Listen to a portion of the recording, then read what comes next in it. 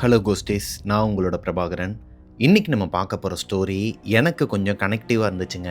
ஏன்னா விருதுநகரில் நான் படித்த ஹையர் செகண்டரி ஸ்கூலில் கரெக்டாக 10th ஸ்டாண்டர்ட் அப்போது நான் படிச்சுக்கிட்டு இருக்கும்போது, அதாவது 10th ஸ்டாண்டர்ட் போய் கரெக்டாக ஒரு ஒரு 3 மாதம் இருக்குன்னு வச்சுக்கோங்களேன். அந்த ஸ்கூலில் ஒரு ரெஸ்ட் ரூமை வந்து ரெனோவேட் பண்ணிகிட்டு இருந்தாங்க. ஃபுல்லாகவே ஒரு புதுசாக ஒரு வேறு மாதிரி பண்ணலான்னு சொல்லிட்டு ஒரு விஷயங்கள் பண்ணிகிட்டு இருக்கும்போது, எங்களுக்கு வேறு ஒரு ரெஸ்ட் ரூமை கொடுத்து யூஸ் பண்ண விட்டுட்டு இருந்தாங்க. அந்த டைம் பார்த்து நாங்கள் இந்த நல்லா படிக்கிறவங்களெல்லாம் வந்து ஒரு பிரைட் ஸ்டூடெண்ட்டும், நல்லா படிக்காதவங்கள வந்து லோ ஸ்டூடெண்ட், அதாவது வீக் ஸ்டூடெண்ட்டுங்கிற மாதிரி சொல்லி ஈவினிங் டைமில் கிளாஸ்லாம் வைப்பாங்கங்க. அப்படி இந்த கிளாஸஸ்லாம் வைக்கும்போது 6 to 8 மணி வரைக்கும் போகும். அப்படி அந்த 6 to 8 மணி வரைக்கும் போகும்போது 7 மணிக்கெல்லாம் அந்த இடம் செம்மையாக இருட்டாக இருக்குங்க. பிகாஸ் பழைய டாய்லெட்டை, அந்த இடத்த இடித்து போட்ட இடத்துல லைட் எதுவுமே போட்டிருக்க மாட்டாங்க. அங்கே காலையில் தான் வேலைக்கு ஆட்களும் வருவாங்க. யாருமே நைட்டு வேலை பார்க்க மாட்டாங்க. பக்கத்துலேயே இன்னொரு ரெஸ்ட் ரூம் இருக்குங்க. அது கொஞ்சம் டஞ்சனாக தான் இருக்கும். அவ்வளோ ஸ்டூடெண்ட்ஸுக்கு அது பத்துமான்னு கேட்டிங்கன்னா பத்தாது. அதை தான் அட்ஜஸ்ட் பண்ணி எல்லாருமே யூஸ் பண்ணிகிட்டு இருந்தோம். அந்த டைமில் அந்த ஸ்கூலில் படித்த என்னோடய ஃப்ரெண்ட்ஸாக இருக்கட்டும், நானாக இருக்கட்டும், அந்த பக்கம் போகிறதுக்கே கொஞ்சம் பயமாக தாங்க இருக்கும். ஏன்னா நார்மலாகவே நமக்கு ஒரு இடத்துல யாருமே இல்லைன்னா நமக்கு நம்மளை அறியாமலே ஒரு பயம் வரும். எப்பயுமே ரெஸ்ட் ரூம் போகும்போது ஸ்கூலில் மேபி நிறைய பேர் இப்படி தான் இருந்திருப்பீங்கன்னு நினைக்கிறேன். இந்த மாதிரி ரெஸ்ட் ரூம் போகும்போது பக்கத்தில் இருக்கிற ஒரு ஃப்ரெண்டையும் அவனை தொடையை கிள்ளி உனக்கும் வருதுன்னு சொல்கிறான்னு சொல்லிட்டே கூப்பிட்டு போவோம். அவன் இன்னொருத்தவனை கூப்பிடுவான். இப்படியே ஒரு 3-4 பேர் சேர்ந்து தான் ரெஸ்ட் ரூம்க்கே போவோம். அதாவது அன்டைமில் நான் சொல்கிறது, இந்த மாதிரி 6 மணிக்கு மேலே லைட்டிங் எதுவுமே இல்லாத டைமில் ஒரு 3-4 பேராக சேர்ந்து கேங்காக தாங்க போவோம். போயிட்டு ரிட்டன் வந்துடுவோம். ஆனால் அன்னைக்கு எங்களோட மேக்ஸ் டீச்சர் வந்து என்ன பண்ணிட்டார்னா, நான் மேக்ஸில் கொஞ்சம் வீக் தாங்க. அப்போது என்னோடய மேக்ஸ் டீச்சர் வந்து, இல்லைப்பா நீ மட்டும் போயிட்டு வா, சும்மாலாம் வந்து எல்லாரையெல்லாம் அனுப்ப முடியாது அப்படிங்கிற மாதிரி சொன்னதுக்கப்புறமா ஒரு 7:15 மணி இருக்குங்க.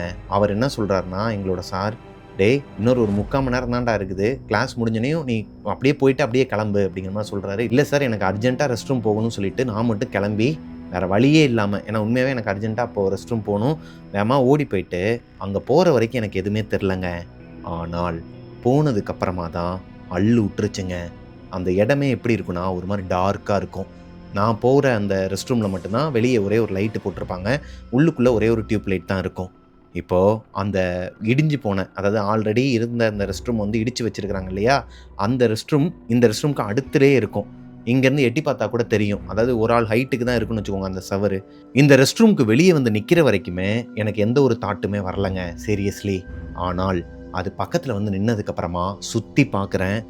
அங்கே எங்களோட ஸ்கூல் வந்து கொஞ்சம் பெரிய கிரவுண்டுங்க. இந்த கிரவுண்டுக்கு பக்கத்தில் தான் ரெஸ்ட் ரூம் இருக்கும். அப்படி இருக்கும் பட்சத்தில் இருட்டில் யாரும் நிற்கிற மாதிரியான உணர்வுகள்லாம் எனக்குள்ளே வர ஆரம்பிச்சிச்சு. இதை பார்த்த உடனேயுமே ஏன்டா இங்கே வந்தோம், பேசாமல் வெளியவே போயிடலாமா அப்படிங்கிற தாட்லாம் வந்துச்சு. சரி ஓகே, இவ்வளோ தூரம் வந்துட்டு உள்ளே போயிடலான்னு சொல்லிட்டு ரெஸ்ட் ரூம் போய்கிட்டு இருக்கும்போது இப்படி ஒரு சத்தம் கேட்டுச்சுங்க.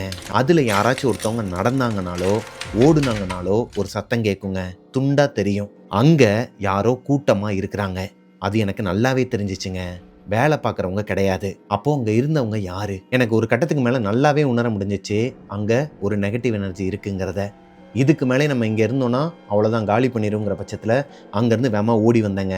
எனக்கு நல்லாவே தெரியுதுங்க, அங்கே யாரோ 3 பேர் 4 பேர் வந்து கூட்டமாக உட்காந்துருக்குறாங்க. மேபி அது பசங்களாக கூட இருக்கலாம். கிளாஸை கட்டடிச்சிட்டு கூட அப்படி வந்து உட்காந்துருக்கலாம். கிளாஸை கட்டடிக்கிற பசங்க அங்கே தான் வந்து உட்காரணும்னு அவசியம் கிடையாது. எனக்கு அந்த இடமே ஒரு மாதிரி நெகட்டிவ் எனர்ஜியாக இருந்துச்சுங்க. அது போக இடமே ஒரு மாதிரி மயான அமைதியாக இருக்கும்போது, நம்ம என்ன தான் பெரிய வீரன் அப்படி இப்படின்னு சொல்லிக்கிட்டாலும், அதுவும் அந்த தருணத்தில் 10th ஸ்டாண்டர்ட் படிக்கும்போதெல்லாம் நமக்கு ஒரு பீக்கில் இருப்போம்னு வச்சுக்கோங்களேன். ஏன்னா நிறையா அமானுஷ்ய சம்பவங்கள்லாம் அந்த அந்த டைமில் சின்னதாக கேள்விப்படுறது, அப்பப்போ நம்மளும் வந்து அதை ஃபீல் பண்ணுறது, இந்த மாதிரியான விஷயங்கள்லாம் நிறைய இருந்துச்சு. அதன் காரணமாகவே இதுக்கு மேலே வெயிட் பண்ணால் உசுருக்கு உத்தரவாதம் இல்லைங்கிற பட்சத்தில் அங்கேருந்து தலை தெறிக்க ஓடி வந்துட்டேங்க. ஓடி வரும்போதே என்னோடய செருப்பும் பிஞ்சு போச்சு. அதை கூட பொருட்படுத்தாமல் நான் பாட்டுக்கு செருப்பை தூக்கி போட்டுட்டு ஒரே ஒரு செருப்பை மட்டும் காலில் போட்டுட்டு போனேன்னா பார்த்துக்கங்களேன்.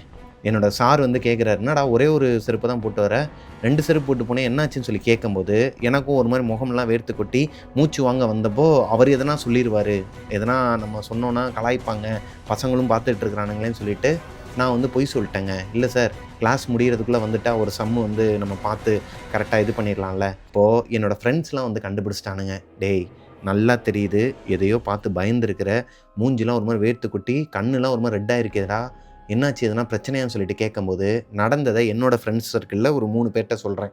அவனுங்க தான் அதாவது வீக் பாய்ஸ்லயே லாஸ்ட் பெஞ்சில உட்காந்துருக்கிற 4 பேர்னா நாங்க தாங்க. என் கூட இருக்கிற அந்த 3 பசங்க கிட்டயும் சொல்றேன். "பங்கு இந்த மாரி நடந்துச்சு. நான் போனேன். யாரோ இருக்காய்ங்கடா அங்க. எனக்கு பயமா இருக்குடா. நம்ம வந்து சைக்கிள் எடுத்துட்டு பேசாம ஓடிடலான்டாங்கும்போது, அதுல ஒரு வீரன் இருப்பான். நம்மளோட கேங்ல எப்பயுமே ஒரு வீரன் இருப்பான் இல்லையா? அப்படிதான் என்னோட கேங்ல இருக்கிறவன் பேரு சிவராமன். அவன வந்து கொசு கொசுன்னு சொல்லுவோம். நான் நெறைய அஞ்சலி பிரபாகரன் வீலாக்ஸ்லயே அவனோட நேம் வந்து மென்ஷன் பண்ணியிருப்பேன். அவன் என்ன சொல்றான் அப்படின்னா, "பங்கு நீ வந்து கவலைப்படாத. வா நம்ம போய் பார்க்கலாம். இந்த கிளாஸ் முடியட்டும். 8 மணிக்கு முடிஞ்சதுக்கப்புறமா நம்ம எல்லாருமே போலாம்." அதாவது எங்களோட கேங்ல மொத்தம் 7 பேரு. இந்த 7 பேரும் சேர்ந்து கிளாஸ் முடிஞ்சதுக்கப்புறமா அந்த இடத்துக்கு போறோங்க. ஆல்ரெடி நெறைய பசங்க இந்த கிளாஸ் முடிஞ்ச உடனே ரெஸ்ட் ரூம் போறதுக்குலாம் வருவானுங்க. அவனுங்கலாம் வேற வரானுங்க. அப்போ நமக்கு தைரியம் இன்னும் கொஞ்சம் அதிகமாவே வருதுன்னு வச்சுக்கோங்களேன். ஏன்னா கூட்டமா போறோம். நாங்களே ஒரு 7 பேரு. ஆல்ரெடி அங்க ஒரு 20, 30 பேரு பசங்க. அப்படியே ரன்னிங்லயே இருக்கிறானுங்க. போறானுங்க, வரானுங்க அப்படியே இருக்கிறானுங்க. இப்போ பக்கத்துலயும் ஆள் இருக்குங்கிற பட்சத்துல உள்ள இறங்கி பார்த்தோங்க. அதாவது ஒரு கட்ட மாரி போட்டு வச்சிருப்பாங்க. அத எடுத்து விட்டுட்டு மேல எகிறி குதிச்சு உள்ள போனோம். உள்ள போய் பார்த்தா யாருமே இல்ல. எல்லா டைல்ஸையும் அங்க இருக்கிற அந்த பாத்ரூமோட இந்த கிளாஸ் செட் இது எல்லாத்தையுமே உடைச்சு போட்டு வச்சிருக்காங்களே ஒழிய, உள்ளுக்குள்ள யாருமே கிடையாதுங்க. இப்போ நான் என்னோட ஃப்ரெண்ட்ஸ் கிட்ட சொல்றேன், "பங்கு நான் சொல்றேன்ல, உண்மையாவே நான் வரும்போது யாருமே கிடையாது. நல்லா தெரியும்டா அது ஒரு அமானுஷ்யம் தான். எனக்கு தெரியும். என்னால ஃபீல் பண்ண முடியும்னு நான் எவ்வளவோ சொல்லியும் அவனுங்க கேட்கலங்க."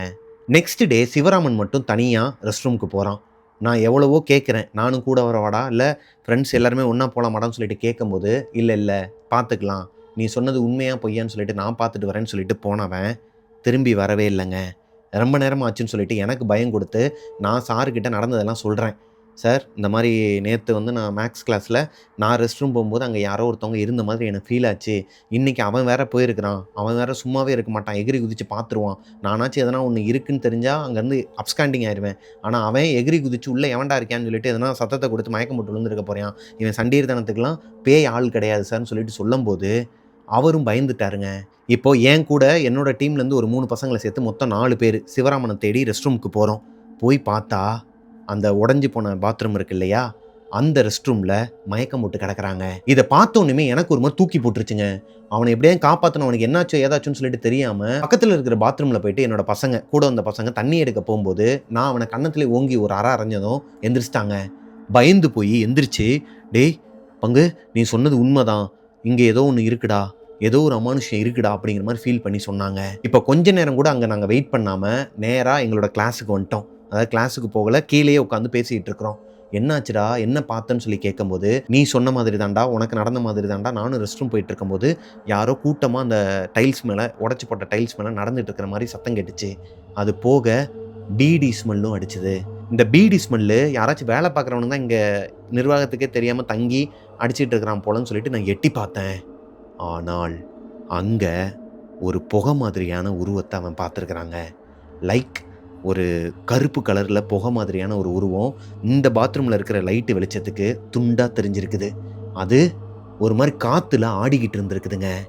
நாங்க எல்லாருமே என்ன சொன்னோம்னா, மேபி உங்களுக்கு இந்த டவுட் இப்போ வந்திருக்கலாம். யாராச்சும் ஒருத்தவங்க பீடி அடிச்சிருந்தா கூட அந்த புகை அந்த மாதிரி காத்துல அந்த லைட்டு வெளிச்சத்துக்கு உனக்கு தெரிஞ்சிருக்கலாம்டா அப்படிங்கிற மாரி தான் நானும் சொன்னேன். என் ஃப்ரெண்ட்ஸும் சொன்னாங்க.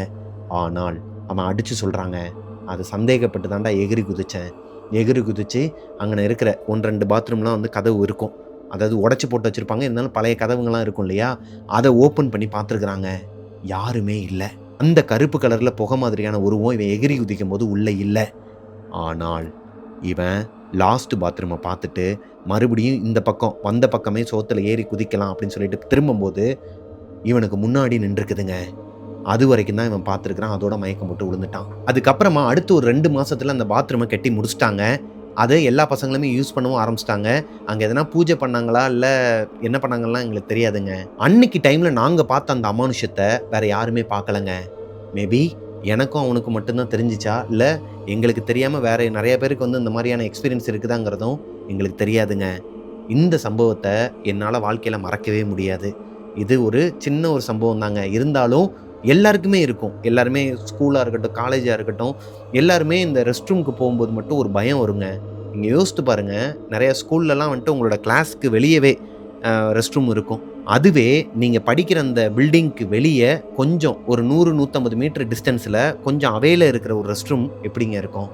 இன்னைக்கு நம்ம பார்க்க போகிற ஸ்டோரியும் இதே மாதிரி கேரளாவில் இருக்கிற ஒரு ஸ்கூலில் ஒரு பொண்ணுக்கு நடந்த உண்மை சம்பவத்தை என்கிட்ட இன்ஸ்டாகிராமில் ஷேர் பண்ணியிருக்கிறாங்க. அதை பற்றின ஒரு தொகுப்பை தான் இன்னைக்கு நம்மளோட ஷோவில் பார்க்க போகிறோம். ஷோக்குள்ளே போகிறதுக்கு முன்னாடி நம்ம சேனலை சப்ஸ்கிரைப் பண்ணாதவங்க சப்ஸ்கிரைப் பண்ணிடுங்க, பக்கத்தில் இருக்க பெல் ஐக்கானை தட்டி விட்டுருங்க. Welcome to our show Devil's kitchen.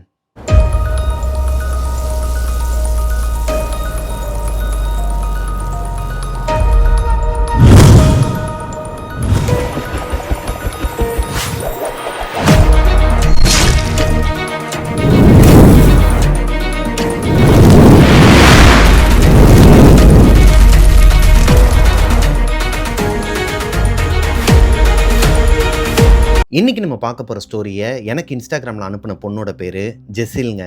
ஜெசில் ஒரு முஸ்லீம் பொண்ணு. அவங்க கேரளாவில் இருக்கிற ஒரு ஃபேமஸான ஸ்கூலில் படிக்கிறாங்க. அந்த ஏரியாவையோ ஸ்கூல் நேமையோ மென்ஷன் பண்ண வேணான்னு சொல்லிட்டு அந்த பொண்ணு கேட்டுக்கிட்டாங்க. அதனால என்னால் சொல்ல முடியலைங்க. கேரளாவில் இருக்கிற ஒரு ஸ்கூல். பொதுவாகவே நம்மளோட ஏரியாவில் எல்லா ஊர்லேயுமே பணக்காரங்க, அப்புறம் இந்த அரசியல்வாதிகளோட குழந்தைங்க, இவங்க எல்லாருமே படிக்கிற ஒரு ஸ்கூல் அப்படிங்கிற மாதிரி ஒரு ஸ்கூல் இருக்கும் இல்லையா? அதே மாதிரி தான் கேரளாவில் இந்த பொண்ணு வாழ்ந்துட்டு இருந்த அந்த பகுதியில் பணக்காரங்களும் அரசியல்வாதிகளோட பசங்களும் மட்டும், அதாவது பிக் ஷாட்ஸோட பசங்க மட்டும் படிக்கிற ஒரு ஸ்கூலுங்க. இந்த ஸ்கூலில் நிறைய ரூல்ஸ் அண்ட் ரெகுலேஷன்லாம் இருக்குது. அந்த ஸ்கூலில் எவ்வளோ பெரிய ஆட்களாகவே இருந்தாலும் அட்மிஷனுக்கு வெயிட் பண்ணி தான் வரணுமா, அவ்வளோ ரெஸ்ட்ரிக்ஷன் இருக்குமாங்க. அப்பேற்பட்ட ஸ்கூலில் ஜெசில் 7th ஸ்டாண்டர்டில் ஜாயின் பண்ணுறாங்க. 7th ஸ்டாண்டர்ட்லேருந்து 10th ஸ்டாண்டர்ட் வரைக்குமே அந்த ஸ்கூலில் தான் படிக்கிறாங்க. அந்த ஸ்கூலில் இவங்களுக்கு அந்த டீச்சர்ஸ் எல்லாம் பிடிக்காதாங்க. என்ன தான் வெளியே வந்து பேர் நல்ல பேராக இருந்தாலும், இந்த ஸ்கூல் வந்து அப்படி இப்படின்னு சொன்னாலும், அங்கே இருக்கிற டீச்சர்ஸ் எல்லாருமே ரொம்பவே ஒரு மாதிரி லேசியாக, எதனா டவுட்டு கேட்டால் ஒரு தடவை நீ பார்த்து தெரிஞ்சிக்க மாட்டியா, இன்னொரு தடவை கேட்பியா அப்படிங்கிற மாதிரி ரொம்பவே ஒரு மாதிரி ரகடாக பிஹேவ் பண்ணுவாங்களாங்க. சொல்ல மாட்டாங்களாம். இவங்களுக்குலாம் டவுட்டு கேட்குறதுக்கே பயமாக இருக்குமா டீச்சர்ஸ்கிட்ட. அப்படி இருக்கிற ஒரு ஸ்கூலில் இவங்க ஏன்டா சேர்ந்தோங்கிற மாதிரி தான் ஃபீல் பண்ணியிருக்கிறாங்க. ஆனால் வெளி உலகத்துக்கு இந்த ஸ்கூலில் வந்து படிக்கிற இந்த குழந்தைங்களை பார்த்தா ஒரு மாதிரி கெத்தாக ஃபீல் ஆகுறது அந்த மாதிரிலாம் இருக்குமாங்க. இருந்தாலும் அவங்களுக்கு ஒரு சாட்டிஸ்ஃபிகேஷன் இருக்கணும் இல்லையா? படிக்கும்போதே 10th ஸ்டாண்டர்ட் முடித்ததுக்கப்புறமா 11th 12th வந்து சென்னைக்கோ இல்லை பெங்களூருக்கோ இருக்கிற ஸ்கூலில் போயிட்டு அங்கே ஹாஸ்டலில் தங்கி படிக்கலாம், அப்பா அம்மா கிட்ட வந்து பேசலாம்னு சொல்லிட்டு இந்த ஜெசில் கூட இருக்கிற பொண்ணுங்க எல்லாருமே முடிவு பண்ணுறாங்க. இந்த ஸ்கூலில் 10th ஸ்டாண்டர்ட் வரைக்கும் மட்டும்தான் கோயட்டாங்க, பசங்க பொண்ணுங்களாம் இருப்பாங்க. 11th 12th வந்து பொண்ணுங்களுக்கு மட்டும்தான். அதுவுமே குறிப்பிட்ட சில குரூப்ஸ் மட்டும்தான் அங்கே இருக்குமாங்க. அப்படி இருக்கும் பட்சத்தில் ஜெசில் 10th ஸ்டாண்டர்ட் முடிக்கிறாங்க. அவங்க அப்பா கிட்ட போயிட்டு சொல்கிறாங்க, அப்பா நானும் என்னோடய ஃப்ரெண்ட்ஸ் எல்லாருமே சேர்ந்து ஒரு முடிவு எடுத்திருக்கோம். இந்த ஸ்கூல் வந்து எனக்கு பிடிக்கலப்பா, வெளி உலகத்துக்கு நல்லா இருந்தாலும் எங்களுக்கு வந்து பிடிக்கல, இந்த ஸ்டாஃப்ஸ் எல்லாருமே ஒரு மாதிரி பிஹேவ் பண்ணுறாங்கங்கும்போது, வேறு வழியே கிடையாது, 11th 12th மட்டும் இங்கேயே படி. நீ சொல்கிற மாதிரி பெங்களூர் சென்னைக்கெலாம் என்னால் அனுப்ப முடியாது இந்த வயசில். நீ 12th ஸ்டாண்டர்ட் முடிச்சதுக்கப்புறமா உன்னோட டிகிரி படிப்பை வேணால் நானே உனக்கு வாங்கி தரேன், பெங்களூரில் வந்துட்டு உனக்கு சீட்டு வாங்கி தரேன், ஹாஸ்டல்லையும் சேர்த்து விட்றேன்னு சொல்லிட்டு ப்ராமிஸ் பண்ணுறாரு, எடுத்து சொல்கிறாரு. இந்த அப்பாக்கள்லாம் வந்து பொண்ணுங்க கிட்ட எடுத்து சொன்னாங்கன்னு வச்சுக்கோங்களேன், எப்படியாச்சும் கன்வின்ஸ் பண்ணிடுவாங்க. அந்த மாதிரி தான் ஜெசிலோட அப்பாவும் கன்வின்ஸ் பண்ணுறாரு. இப்போ ஜெசிலுக்கு வேறு வழியே கிடையாதுங்க. அதே ஸ்கூலில் தான் 11th 12th கண்டினியூ பண்ணி ஆகணும். இவங்களுக்கு ஆல்மோஸ்ட் சீட் எல்லாமே கன்ஃபார்ம் தான். ஏன்னா அதே ஸ்கூலில் படித்த பொண்ணுங்கிறனால 11th ஈஸியாகவே சீட் கிடச்சிருது. இப்போது ஜெசில் கூட இருக்கிற பொண்ணுங்களாம் இருக்கிறாங்க இல்லையா, இவங்க கூட 10th வரைக்கும் படித்த பொண்ணுங்க, அவங்க எல்லாருமே சொன்ன மாதிரியே பெங்களூருக்கும் சென்னைக்கும் ஷிஃப்ட் ஆகிட்டாங்க. வேறு ஸ்கூலுக்கு வந்து சீட்டு வாங்கிட்டு போயிட்டாங்க. இப்போது ஜெசில் கூட படித்த ஒரே ஒரு பொண்ணு மட்டும் பெஸ்ட் ஃப்ரெண்டாங்க, ரேஷ்மா, அந்த பொண்ணு மட்டும்தான் இவங்க கூட இருக்கிறாங்க. 11th அவங்களும் ஜாயின் பண்ணியிருக்கிறாங்க. இவங்களுக்கும் கொஞ்சம் ஆறுதலாகவும் இருந்திருக்குதுங்க. இப்போது 10th ஸ்டாண்டர்ட் வரைக்கும் இவங்க படிக்கும்போது அந்த ஸ்கூலில் சான்ஸ்கிரிட், அப்புறம் இந்த உருது, இந்த மாதிரியான லாங்குவேஜுக்கெலாம் வந்து தனியாக ஒரு பில்டிங் மாதிரி வச்சுருப்பாங்களாம். அந்த கிளாஸ் வரும்போது மட்டும் அந்த பில்டிங்க்கு போயிட்டு அந்த கிளாஸ் அட்டன் பண்ணிவிட்டு எல்லா ஸ்டூடெண்ட்ஸும் வருவாங்களாங்க. இப்போது 10th ஸ்டாண்டர்ட் இவங்க படிச்சுட்டு இருக்கும்போதே அந்த பில்டிங்கை இடிச்சிட்டு ரெனோவேட் பண்ணி வேறு மாதிரி புதுசாக கட்டிக்கிட்டு இருக்கிறாங்க. அந்த பில்டிங்கில் முதல்ல 2 ஃப்ளோர் தான் இருக்குமா, இப்போது 4 ஃப்ளோர் கொண்ட அமைப்பாக கட்டிக்கிட்டு இருக்கிறாங்க. ஜெசில் 11th ஸ்டாண்டர்ட் போகும்போது அவங்களுக்கே தெரியாது அந்த பில்டிங்கில் தான் அவங்க 11th ஸ்டாண்டர்ட் கண்டினியூ பண்ண போகிறாங்கங்கிறத. ஏன்னா இடிச்சிட்டு கட்டின அந்த புது பில்டிங்கில் தான் 11th 12th கிளாஸஸ்லாம் அலாட் பண்ணுறாங்க அந்த நிர்வாகம். அப்படி இருக்கும் பட்சத்தில் அந்த பில்டிங்கோட அமைப்பு எப்படி இருக்குன்னா, கீழே கிரவுண்ட் ஃப்ளோரில் பிரின்சிபல் இருப்பாங்களாம், பிரின்சிபல் டீச்சர்ஸ் ரூம் எல்லாமே இருக்குமா. ஃபர்ஸ்ட் ஃப்ளோரில் 11th ஸ்டாண்டர்ட் எல்லாருமே இருப்பாங்களாம். மொத்தம் 4 கிளாஸஸ் இருக்குமா. அதே மாதிரி தான் ஒவ்வொரு ஃப்ளோர்லேயுமே பொண்ணுங்க இருப்பாங்களாங்க. இப்போது ஃபர்ஸ்ட் ஃப்ளோரில் மட்டும்தான் பொண்ணுங்க இருக்கிறாங்க. அட்மிஷன் எல்லாமே லேட்டாக தான் வந்துக்கிட்டு இருக்குது. இந்த டைம் எப்பயுமே இல்லாத அளவுக்கு இந்த தடவை கொஞ்சம் லேட்டாக அட்மிஷன்லாம் வந்துட்டு இருக்க டைமில் 11th ஸ்டாண்டர்டில் ஜெசில், அவங்களோட ஃப்ரெண்டு ரேஷ்மா, அவங்களுக்குன்னு சொல்லிட்டு ஒரு டீம் ஃபார்ம் ஆகுதுங்க. இவங்களோட கிளாஸ் ரூம்ல மொத்தம் 50 ஸ்ட்ரென்த்துங்க. எல்லாருமே பொண்ணுங்க தான். அதுல 25 பேர் லெஃப்ட்லயும் 25 பேர் ரைட்லயும் உட்கார வச்சிருப்பாங்களாம். அதுக்கு காரணம் இவங்க 2 பேருமே வேற வேற குரூப்ஸ். அதாவது எல்லாருக்குமே சேம் சப்ஜெக்ட்ஸ் தான் வரும். ஒரே ஒரு சப்ஜெக்ட் மட்டும் இந்த 2 குரூப்புக்கும் மாத்தி வருமாங்க. அந்த சப்ஜெக்ட் வரும்போது ஒரு குரூப் வந்து வெளியே போயிடுவாங்களாம், வேற ஒரு கிளாஸ்க்கு போயிடுவாங்களாம். ஒரு குரூப் மட்டும்தான் அப்படியே ஸ்ப்ரெட் பண்ணி உட்காந்துப்பாங்களாம். அப்படி இருக்கும் பட்சத்தில் இவங்களுக்குள்ள இந்த 25 பேர் இருக்கிறாங்க இல்லையா, அதில் ஜெசில் இருக்கிற அந்த 25 பேர் கொண்ட குழுவில் இவங்களோட டீம் 15 பேராங்க. அதே மாதிரி தான் இன்னும் 2 டீம் இருக்குது. 6 பேர் 4 பேர்னு சொல்லிட்டு இப்படி ஒரு டீமாக தான் இருக்கிறாங்க. நம்ம எல்லாருக்குமே இருந்திருக்குங்க. நம்ம ஸ்கூல் லைஃப் அப்போ நமக்குன்னு சொல்லிட்டு ஒரு கேங் இருக்கும் இல்லையா, அந்த மாதிரி தான் ஜெசிலுக்கு ஒரு கேங் இருக்கிறாங்க. அதில் 15 பேர் ஜெசிலை சேர்த்து. இப்போ ஸ்கூல் ஆரம்பிச்சு ஒரு வாரம் ஆகுதுங்க. ஜெசிலோட கிளாஸ் டீச்சர் ஒரு விஷயத்த சொல்றாங்க. இங்க பாருங்க பொண்ணுங்களா, எப்பேற்பட்ட சூழ்நிலை வந்தாலும் உங்களுக்குள்ள என்ன பிரச்சனை வந்தாலும் இந்த டெரஸுக்கு மட்டும் போற வேலை வச்சுக்காதீங்க. யாருமே டெரஸுக்கு போகவே கூடாது அப்படிங்கிற மாதிரி மிரட்டல் தோணியில சொல்றாங்க. இவ்வளோ நாளா நல்லா பேசிட்டு இருந்த டீச்சர் அந்த டெரஸை பத்தி பேசும்போது மட்டும் ஏன் இவ்வளோ ஒரு மாதிரி பயமுறுத்துற மாதிரி பேசணும்? இவங்க பேசின அந்த பேச்சுக்கே ஜெசிலுக்கு ஒரு கியூரியாசிட்டி வருதுங்க. அப்படி அந்த டெரஸில் என்னதான் இருக்குது? சின்ன வயசுலேருந்தே இவங்களுக்கு பேயை பார்க்கணும்னு ஆசை இருக்குது. அப்படி இருக்கும் பட்சத்தில் இவங்க சொல்கிறத வச்சு பார்த்தா அந்த டெரஸில் கண்டிப்பாக ஒரு பேய் இருக்கும். அது ஆம்பளை பேயா பொம்பளை பேயா? அது சூசைட் பண்ணி இறந்துருக்குமா இல்லை எப்படி இறந்துருக்குங்கிற அந்த ஒரு கியூரியாசிட்டி உங்களுக்கு வருதுங்க. முக்கியமாக இப்போ அங்கே போகணும். அதுக்கான நாளை அவங்க தேடிக்கிட்டு இருக்கிறாங்க. இப்போ நார்மலாக இவங்களோட ஸ்கூல் லைஃப் போயிட்டே இருக்குதுங்க.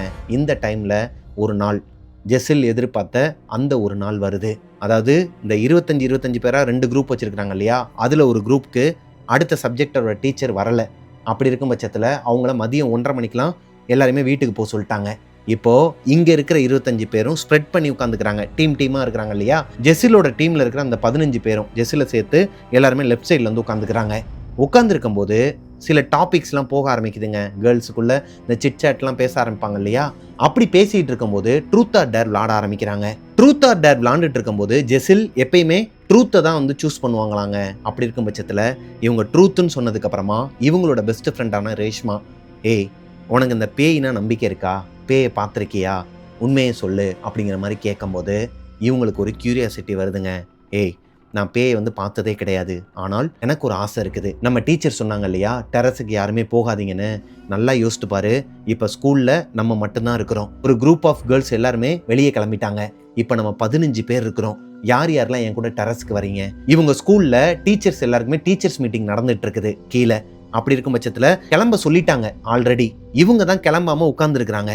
அதுக்கு காரணம் இவங்களோட கிளாஸ் டீச்சர் வந்து இவங்களை பார்க்கணும்னு சொல்லியிருக்கிறாங்க. நான் டீச்சர்ஸ் மீட்டிங்கை முடிச்சுட்டு வரேன் அப்படிங்கிற மாதிரி சொன்ன காரணத்தினால தான் இந்த 25 பொண்ணுங்களும் வெயிட் பண்ணிட்டு இருக்கிறாங்க. இப்போ ஜெசில் டெரஸுக்கு எல்லாரையும் கூப்பிடும்போது எல்லா பொண்ணுங்களுமே பேக் அடிக்கிறாங்க. இங்கே பாரு, நான் சும்மா தான் கேட்டேன் பேயை பார்த்துருக்கே இல்லையான்னு. அதுக்குன்னு இப்போ நேர்லேயே மேலே போயெல்லாம் காட்டணும்னு நினைக்காத, எனக்கு பயமாக இருக்குன்னு சொல்லிட்டு ஒரு பொண்ணு சொன்னதும் எல்லா பொண்ணுங்களுமே அப்படியே பின்வாங்க ஆரம்பிக்கிறாங்க. இப்போ ஜெசில் என்ன பண்ணுறாங்கன்னா மிரட்டி கேட்குறாங்க, இங்கே பார், நீ வரியா வரலையாங்கிறலாம் எனக்கு தேவை கிடையாது, நான் போக போகிறேன், யாராச்சும் வரீங்கன்னா கை தூக்குங்கன்னு சொல்லிட்டு எந்திரிச்சு நின்றுறாங்க.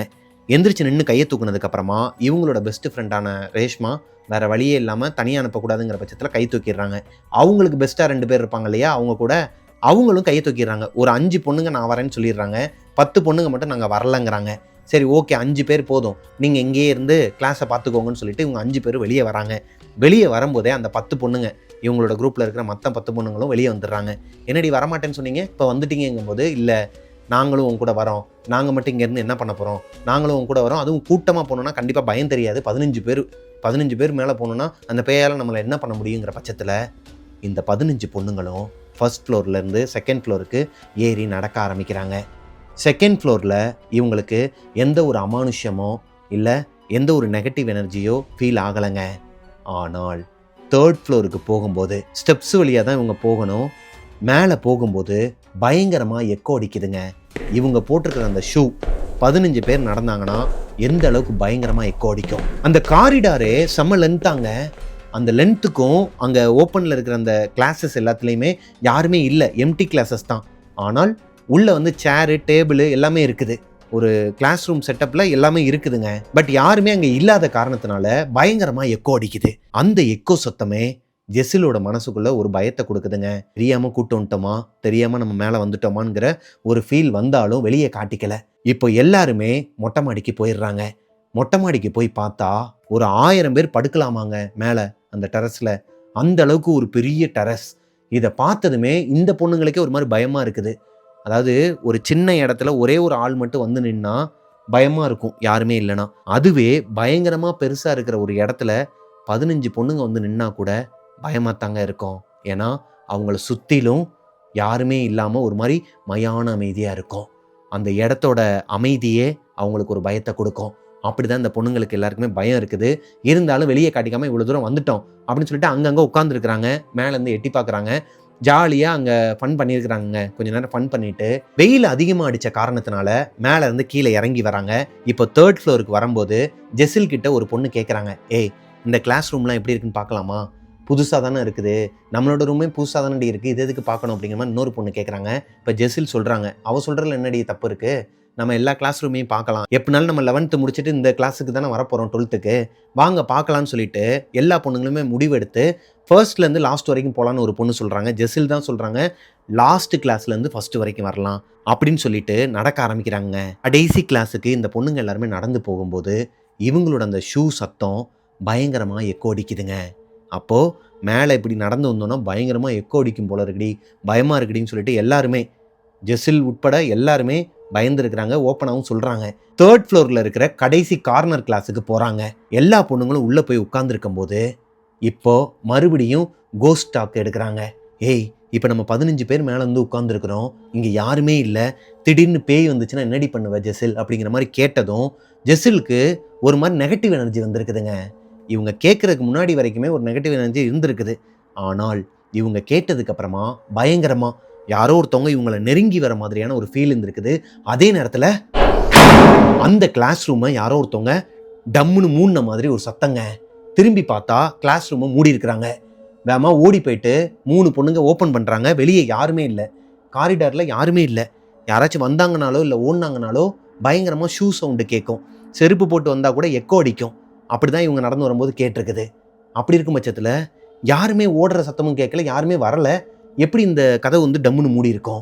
அதுவும் இவங்க கோஸ்ட் டாப்பிக்கை பற்றி பேசும்போது மேபி காற்றடிச்சு கூட அந்த கதவு மூடி இருக்கலாம் நடி அப்படிங்கிற மாதிரி ஒரு பொண்ணு சொல்லும்போது இவங்க உட்காந்துருக்கிற அந்த கிளாஸ் ரூமில் செம வெக்கையாக இருந்திருக்குதுங்க. ஏன்னா இவங்க போய் உட்காந்துருக்கும் போது அந்த கிளாஸ் ரூமில் இருக்கிற ஏசியை இவங்க ஆன் பண்ணலை, ஃபேனை போடலை, விண்டோ எதையுமே ஓப்பன் பண்ணலை.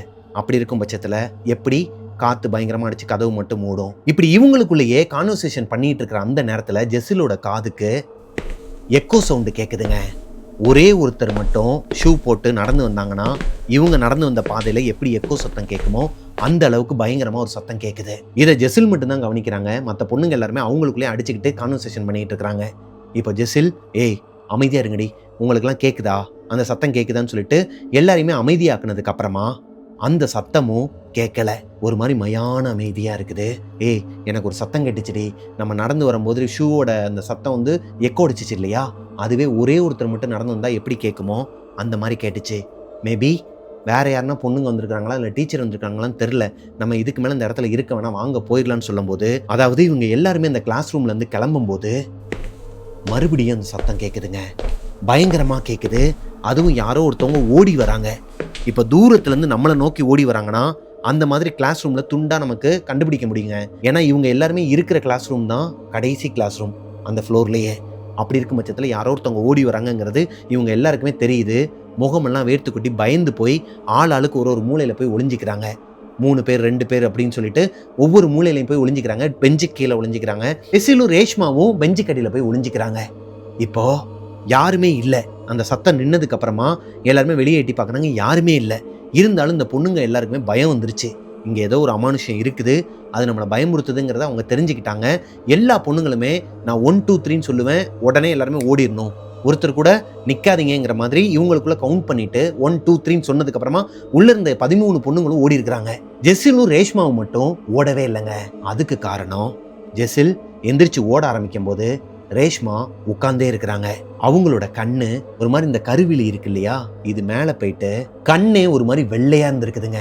யாரோ ஒருத்தவங்கள பார்த்த மாதிரி அரண்டு போய் உட்கார்ந்துருக்காங்க. அந்த பொண்ணுக்கு முகம் மட்டும் அப்படி வேர்த்து ஊத்துதாங்க. இதை பார்த்ததுமே ஜெசில் கத்துறாங்க, ஏன் நில்லுங்கடி நில்லுங்கடின்னு சொல்லிட்டு அந்த பொண்ணுங்களெல்லாம் கூப்பிடுறாங்க. அவங்க ஓடிட்டாங்க.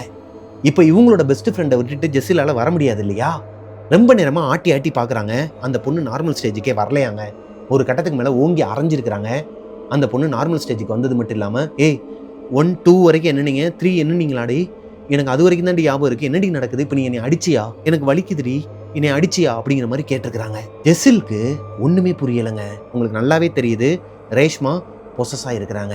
அவங்கள எப்படியாச்சும் இந்த இடத்த விட்டு கூட்டு போயிடணும்னு சொல்லிட்டு ஆடி ஒன்றுமே ஆகலை, எல்லாருமே ஓடிட்டாங்க, நம்ம 2 பேர் மட்டும் தான் வா போயிடலாம்னு சொல்லிட்டு என்ன சத்தம் கேட்டாலும் திரும்பி பார்க்காதுன்னு சொல்லிட்டு இன்ஸ்ட்ரக்ஷன் சொல்லிட்டு தான் அவங்களோட கையை பிடிச்சிட்டு வேகமாக கூட்டு ஓடி இருக்கிறாங்க அந்த காரிடாரில். இவங்க ஓடி வரும்போது இவங்களுக்கு பின்னாடியே யாரோ ஒருத்தவங்க ஓடி வர மாதிரி சத்தமும் கேட்டிருக்குது. ரேஷ்மாவுக்கும் கேட்டிருக்குது, ஜெசிலுக்கும் கேட்டிருக்குது. இருந்தாலும் பின்னாடி திரும்பி பார்க்காம மூச்சை பிடிச்சிக்கிட்டு ஓடி வந்திருக்கிறாங்க 2 பொண்ணுங்களும். ஒரு கட்டத்துக்கு மேலே ரேஷ்மா மறுபடியும் நிற்கிறாங்க. நின்றுட்டு மூச்சு வாங்கிக்கிட்டு வாடி வாடின்னு சொல்லிட்டு ஜெசில் கூப்பிடும்போது, இருடி அவன் என்னை கூப்பிடுறா அப்படிங்கிற மாதிரி கையை காட்டுறாங்க. ஜெசில் அந்த பக்கம் திரும்பி பார்த்தா, அவங்க கை காட்டுற பக்கம் திரும்பி பார்த்தா யாருமே இல்லையாங்க. அந்த காரிடாரே ஒரு மாதிரி எம்டியாக இருக்குது. சரி ரேஷ்மா அவள் கூப்பிடட்டும், ஆனால் இப்போ நம்ம போக வேணாம், நம்ம கீழே போயிட்டு நம்ம பொண்ணுங்க அதாவது நம்மளோட ஃப்ரெண்ட்ஸ் எல்லாருமே கூப்பிட்டுட்டு அதுக்கப்புறமா ஒன்றா வரலாம், சொன்னா கேளுன்னு சொல்லும்போது ரேஷ்மா ஒரு மாதிரி கொடூரமாக சிரிச்சிருக்கிறாங்க. ஒரு மாதிரி கண்ணெல்லாம் உருட்டிக்கிட்டு இவங்களை இப்படியே பார்த்துருக்குறாங்க. இவங்களையே வச்ச கண்ணை எடுக்காம மேலையும் கீழே இப்படியே பார்த்துட்டு இப்படி ஒரு ஸ்மைல அந்த பொண்ணு சிரிக்கும் போது இவங்களுக்கு ஈரக்குலையே நடுங்கி இருக்குதுங்க. இவங்க நினைச்சிருந்தா அந்த பொண்ணை விட்டுட்டு கீழே ஓடி இருக்கலாம். ஆனால் பெஸ்ட் ஃப்ரெண்டுங்கிற காரணத்தினால அவங்கள மறுபடியும் ஓங்கி ஒரு அறையிறாங்க. மறுபடியும் அந்த பொண்ணு வேற மாதிரி பிஹேவ் பண்றாங்களாம். ஏய் என்னாச்சுடி, ஓடி தானடி வந்தோம், எதுக்கு நீங்க நிக்கிறோம், மறுபடியும் நீ என்னை அடிச்சியா அப்படிங்கிற மாதிரி கேட்குறாங்க. இவங்களுக்கு ஒண்ணுமே புரியலைங்க. எப்படியாச்சும் இந்த ஃப்ளோர்லேருந்து கீழே இறங்கி நம்ம கிளாஸ் ரூமுக்கு போயிடணுங்கிறது மட்டும்தான் மண்டையில் ஓடுது. இவங்க கீழே இறங்கி ஸ்டெப்ஸில் போகும்போதும் யாரோ ஒருத்தவங்க இவங்க 2 பேரோட பேரையும் சொல்லி கூப்பிட்ட மாதிரி ஒரு சத்தம் கேட்குது. அது ஒரு பொண்ணோட குரல். அது போக அந்த பொண்ணு பயங்கரமாக அழுகிற சத்தமும் கேட்டிருக்குது. இது எதுக்குமே கவனத்தை சிதற விடாமல் நேராக ஜெசில் ரேஷ்மாவை கூப்பிட்டுட்டு அவங்களோட கிளாஸ் ரூமுக்கு வந்து பார்த்தா மற்ற பொண்ணுங்க, அதாவது இவங்களோட குரூப்பில் வந்து 13 பொண்ணுங்க இருக்கிறாங்க.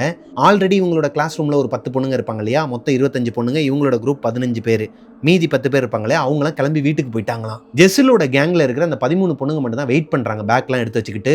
உங்கள் 2 பேருக்காக தாண்டி வெயிட் பண்ணிட்டு இருக்கிறோம், என்னடி பண்ணிட்டு இருந்தீங்க மேலேன்னு சொல்லி கேட்கும்போது ஜெசில் மேலே நடந்த இந்த விஷயத்த சொல்லலை. ஏன்னா ரேஷ்மாக்கும் மேலே என்ன நடந்துச்சுங்கிறது தெரியலை. அவங்க ஆக்டிங்கும் பண்ணல, ப்ராங்கும் பண்ணலை. ஏதோ ஒன்று அவங்களுக்கு ஆயிருக்கு, அவங்க பொசஸ் ஆகிருக்கிறாங்கிறது மட்டும் ஜெசிலுக்கு தெரியுது. இது எல்லா பொண்ணுங்ககிட்டையும் சொல்லணும்னா ரேஷ்மா கிட்டையும் சொல்கிற மாதிரி ஆயிரும். அவள் ஒரு மாதிரி பயந்துருவாங்கிற பட்சத்தில் இவங்க சொல்லலைங்க. பேக் எல்லாத்தையும் எடுத்துக்கிட்டு வேகமாக கீழே ஓடி இருக்கிறாங்க. இவங்க ஓடும்போது இவங்களோட கிளாஸ் டீச்சரும் இவங்களோட பிரின்சிபலும் கேட்டிருக்கிறாங்க, ஏன் இப்படி ஓடுறீங்கும் போது இவங்க சொல்லிட்டே ஓடி இருக்கிறாங்க, மேலே ஏதோ ஒன்று இருக்குது, ஏதோ ஒரு அமானுஷம் இருக்குது, நாங்கள் பார்த்துட்டோம், எங்களுக்கு பயமாக இருக்குன்னு சொல்லிட்டு 15 பொண்ணுங்களுமே ஒரு மாதிரி கதறி அடிச்சு ஓடி இருக்கிறாங்க. இப்போ பிரின்சிபல் அடுத்த நாள் இந்த 15 பொண்ணுங்களையும் அவங்களோட ரூமுக்கு கூப்பிட்டு விசாரிக்கிறாங்க. ஏன் அப்படி சொல்லிட்டு எல்லாரும் பயந்து ஓடுனீங்கிற மாதிரி அவங்களுமே ஒரு மாதிரி உன்னிப்பா கவனிச்சுக்கிட்டு அவங்களுக்கு ஏதோ ஒரு விஷயம் தெரிஞ்சிருக்குது, தெரிஞ்சுக்கிட்டே தான் கேட்குறாங்க. இப்போ அந்த பொண்ணுங்க எல்லாருமே நடந்ததெல்லாம் சொல்றாங்க. ஜெசில் ஷேர் பண்ணலங்க. இப்போ அந்த பிரின்சிபல் என்ன சொல்றாங்கன்னா, இங்க பாருங்கம்மா, இந்த பில்டிங் வந்து நியூ பில்டிங், நீங்க நினைக்கிற மாதிரி எந்த ஒரு அமானுஷ்யமோ அந்த மாதிரி நெகட்டிவ் எனர்ஜியோ இங்கே கிடையாது. தேவையில்லாமல் ஸ்ப்ரெட் பண்ணிட்டு இருந்தீங்க அப்படின்னா பேரண்ட்ஸ் டீச்சர்ஸ் மீட்டிங் அட்டன் பண்ணுற மாதிரி இருக்கும், பார்த்துக்கோங்கன்னு சொல்லி மிரட்டுறாங்க. பிரின்சிபல் மிரட்டினதுக்கப்புறமா அந்த 15 பொண்ணுங்களுமே எதுக்குடா வம்பு, நம்ம பாட்டுக்கு படித்தோமா வேலையை பார்த்தோமா போனோமான்ட்டு இல்லாமல் நம்ம தேவையில்லாத வேலைலாம் பார்க்க வேணாம்னு சொல்லிட்டு ஒரு முடிவுக்கு வராங்க. அதுக்கப்புறமா இந்த பொண்ணுங்க யாருமே டெரஸுக்கு போகிறது இல்லையாங்க. ஒரு வழியாக 11th ஸ்டாண்டர்ட் முடிச்சு 12th ஸ்டாண்டர்டையும் முடிச்சிடுறாங்க. இந்த 12th ஸ்டாண்டர்டை கம்ப்ளீட் பண்ணுற வரைக்குமே அந்த பில்டிங்கில் ஏகப்பட்ட அமானுஷ்ய சத்தங்கள், யாரோ ஒருத்தவங்க நம்மளை ஃபாலோ பண்ணுற மாதிரியான ஒரு உணர்வு. இப்போ கிளாஸ் ரூமில் யாராச்சும் ஒரு பொண்ணுக்கு கொஞ்சம் சிக்கு இருக்கு, கடைசி பெஞ்சில் போயிட்டு படுத்துருவாங்களாம். அப்படி அவங்க படுத்திருக்கும் போது அவங்களுக்கு பக்கத்தில் யாரோ ஒருத்தவங்க உட்காந்துருக்கிற மாதிரியான ஒரு உணர்வுலாம் இருந்திருக்குதுங்க. இப்படி நிறைய விஷயங்கள் அந்த ஸ்கூலில் நடந்திருக்குது. இது எல்லாத்தையுமே கண்டும் காணாத மாதிரி இவங்க எல்லாருமே படித்து முடிச்சிட்டாங்க. லாஸ்ட் டே வந்து ஃபேர்வெல் டே மாதிரி கொண்டாடுவாங்க இல்லையா, அப்போ பிரின்சிபல் கிட்ட போயிட்டு இந்த 15 பொண்ணுங்களும் கேட்குறாங்க, மேடம் நாங்கள் இந்த ஸ்கூலை விட்டே போக போகிறோம், நீங்கள் சொல்கிற அந்த விஷயத்த யாருக்கிட்டையும் சொல்ல மாட்டோம், நாங்கள் யாரை பார்த்தோம் அப்படிங்கிற அந்த ஒரு க்யூரியாசிட்டி இப்போ வரைக்குமே எங்களுக்குள்ளே இருக்குது, அது மட்டும் எங்ககிட்ட சொல்கிறீங்களான்னு சொல்லிட்டு கேட்கும்போது அந்த பிரின்சிபல் சொல்கிறாங்க, ஆக்சுவலி இதே ஸ்கூலில் ஜெசில் 7th ஸ்டாண்டர்ட் ஜாயின் பண்ணும்போது ஃபஸ்ட் இயர் அவங்க கரெக்டாக 7th ஸ்டாண்டர்டில் தான் அந்த ஸ்கூல்லேயே அவங்க ஜாயின் பண்ணுறாங்க.